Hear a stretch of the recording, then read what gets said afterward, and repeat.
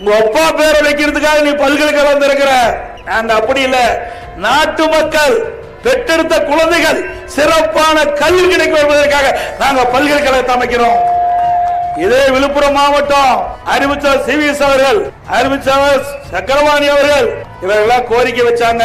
இந்த விழுப்புரம் மாவட்டத்தில் இருக்கின்ற மக்கள் ஏழை எளிய ஒடுக்கப்பட்ட தாழ்த்தப்பட்ட மக்கள் நிறைந்த மக்கள், அவருடைய பெற்றெடுத்த மாணவ குழந்தைகள் உயர்வு நல்ல கல்வி கிடைக்க வேணும்.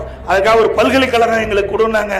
உடனடியாக விழுப்புரத்திலே அம்மா திருநாமத்தின் பேரில் புதிய பல்கலைக்கழகத்தை உருவாக்கி கொடுத்தோம். அந்த பல்கலைக்கழகம் இடம் தேர்வு செய்யப்பட்டு விட்டது, அந்த பணி துவங்கப்பட்டு விட்டது. ஆட்சி மாற்றம் வந்தவுடனே திராவிட முன்னேற்ற கழக முதலமைச்சர் திரு ஸ்டாலின் அவர்கள் அந்த பல்கலைக்கழகத்தை ரத்து செஞ்ச முதலமைச்சர் இன்றைய முதலமைச்சர் ஸ்டாலின். நீங்களா படிப்பை பத்தி பேசுறீங்க?